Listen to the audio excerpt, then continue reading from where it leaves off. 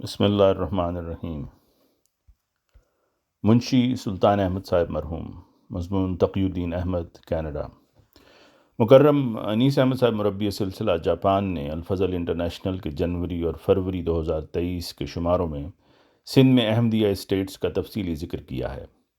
اس میں انہوں نے اور باتوں کے علاوہ ان اسٹیٹس میں کام کرنے والے احباب کا بھی ذکر کیا ہے، جنہوں نے دن رات کام کر کے ان بنجر زمینوں کو آباد کیا۔ ان احباب میں کام کرنے والے میرے والد منشی سلطان احمد صاحب مرحوم بھی شامل تھے۔ قبل اس کے کہ ان کا سندھ جانے کا اور وہاں ان کے عزم و ہمت سے کام کرنے کا ذکر کیا جائے، یہ مناسب ہوگا کہ ان کے قبول احمدیت کا کچھ ذکر کر دیا جائے۔ آپ کا گاؤں پیر والی تحصیل بٹالہ، ضلع گرداسپور میں واقع تھا۔ آپ بتایا کرتے تھے کہ وہ صبح پیدل اپنے گاؤں سے نکلا کرتے تھے اور قادیان میں نماز جمعہ پڑھ کر شام کو اپنے گاؤں واپس پہنچ جاتے تھے۔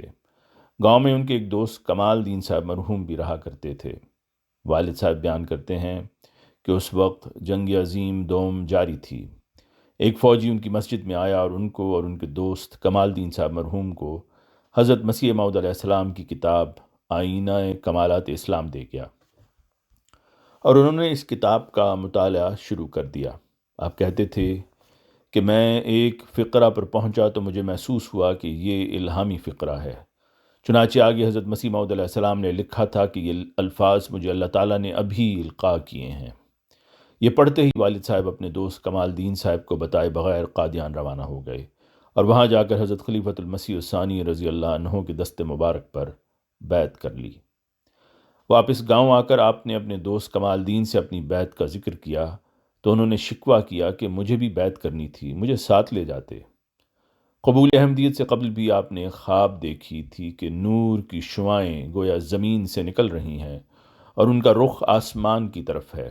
آپ نے یہ اپنی خواب گاؤں کے مولویوں کو سنائی تو انہوں نے کہا یہ مبارک خواب ہے، اور تم ایسے سلسلہ میں داخل ہوگے کہ جس کی جڑ تو زمین میں ہوگی مگر اس کا تعلق آسمان سے ہوگا، جس پر ہر ایک نے یہ کہنا شروع کر دیا کہ آپ ہمارے فرقہ میں شامل ہو جائیں، ہم حق پر ہیں۔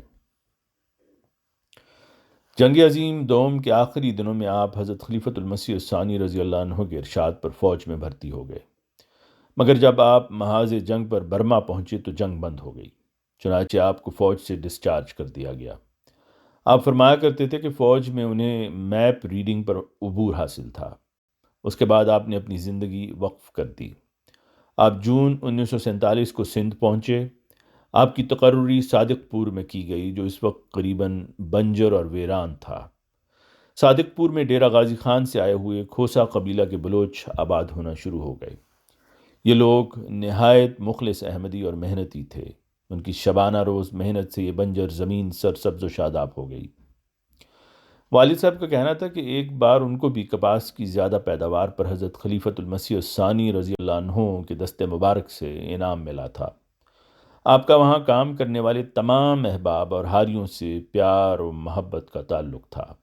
جہاں تک ان سے ہو سکتا ہر ایک کی مدد کر کے خوشی محسوس کیا کرتے تھے۔ ایک مخلص دوست نے ایک دفعہ آ کر آپ سے عرض کیا کہ مولوی صاحب، میرے پاس ایسا کوئی جانور نہیں ہے جس کا دودھ میں اپنے بچوں کو پلا سکوں۔ آپ نے انہیں کہا کہ یہ میری گائے ہے، اسے آپ لے جائیں اور اپنی ضرورت پوری کریں۔ کلمہ طیبہ کو سینوں پر لگانے کی تحریک کے دوران مخالفوں نے آپ پر اور میرے چھوٹے بھائی عزیز احمد پر مقدمہ دائر کر دیا۔ پولیس آپ دونوں کو پکڑ کر لے گئی اور کنری کی جیل میں بند کر دیا، جہاں میرے چھوٹے بھائی پر تشدد بھی کیا گیا۔